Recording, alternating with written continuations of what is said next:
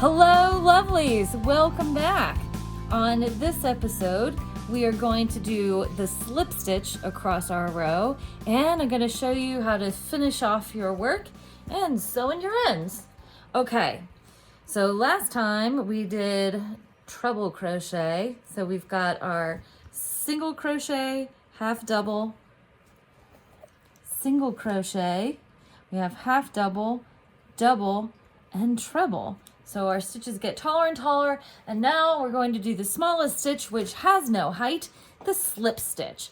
Slip stitch is a great way to get from one place to another in your work without having to make extra stitches or having to cut and rejoin your yarn. So I've removed my stitch marker from my working loop, and because slip stitch has no height to it, we do not need to add a turning chain because we're not adding height to our chain at all. So let's do it. We don't need to yarn over. All we're going to do is, so we have 10 stitches. Let's see where they are. We've got 1, 2, 3, 4, 5, 6, 7, 8, 9, and then the top of our turning chain from the row below should be stitch number 10, which looks like it's here. So let's check this out again. So let's do 1, 2, 3, 4, 5, 6, 7, 8, 9, and here's 10. And I'm gonna put my stitch marker into stitch number 10, so we know where it is. Okay. Slip stitch. All we're going to do, insert our yarn into the hook, grab some yarn, and instead of pulling up a loop, we pull it through the stitch and then through the loop that was on our hook. Pretty quick, eh? Let's try one more time. We're going to go into the stitch, grab some yarn, pull it through the stitch, and then pull it through the loop on our hook. Into the stitch, grab some yarn, pull it through the stitch, and then pull it through the stitch that was on our hook. Also, it's good to use slip stitch to join two pieces of crochet fabric together. Oh, don't need to grab extra yarn. We're just pulling the loops right through. See? Pull through, grabbing yarn through the stitch and through the loop that was on our hook. So look at this, see? It's like it's invisible, kind of. It makes V's on the side that face you.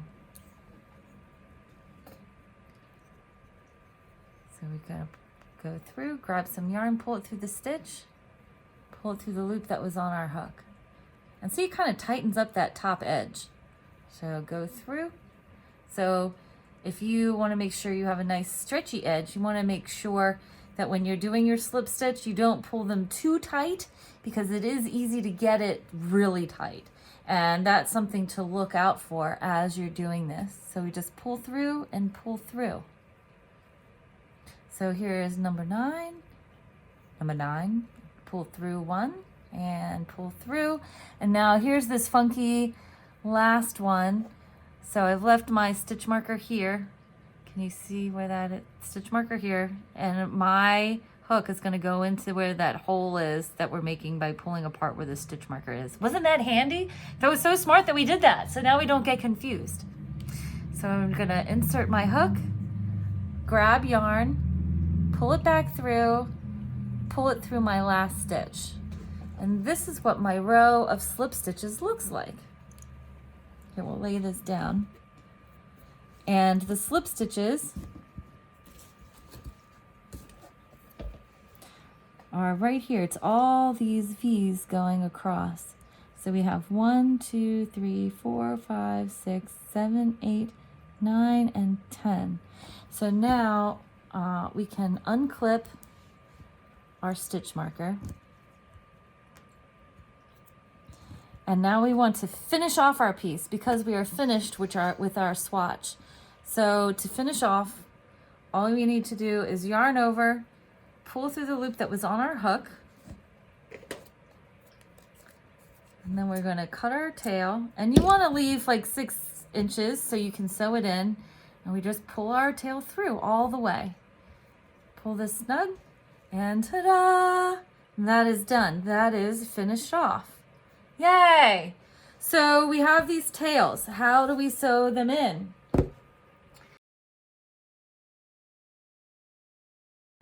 All right, we have found our magic tapestry needle. Mine has, I don't know if you can see that, but mine has a bent tip here. This little bent tip on the darning needle or tapestry needle. That's to make it easy to get into stitches. If you're sewing in ends or sewing stuff together in your knitting, crochet, your tapestry weaving, whatever. It is a little handier to get under the stitches, which is kind of nice. So we're going to thread our needle. And now we're going to play hide the end. So we just go under a couple of legs. And the idea is you want to sort of hide your end. If your piece that you're making has a front and a back, you want to hide your end on the back. And make sure all of your ends get hidden on the same side. So I just went and sewed this through a bunch of loops in the hopes that it will eventually disappear. If you have yarn that changes colors, you kind of want to keep it hidden in the part of the yarn which is the same color as what you're sewing your ends with. And you can see I'm just sort of zigzagging around to hide the end. So that's pretty much all you need. That should be fine. And the whole purpose is that you don't really have to tie a knot in your crochet. You just kind of want to sew the end in enough so it doesn't come out. The stitches themselves will really keep it from coming apart. So that's one end. And look, it's voila, c'est magique. You cannot even see it. Gonna thread the end on our other piece.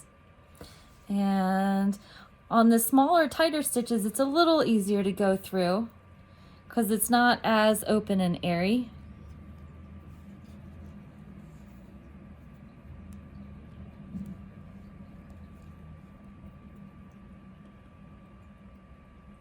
And you just kind of hide your yarn along.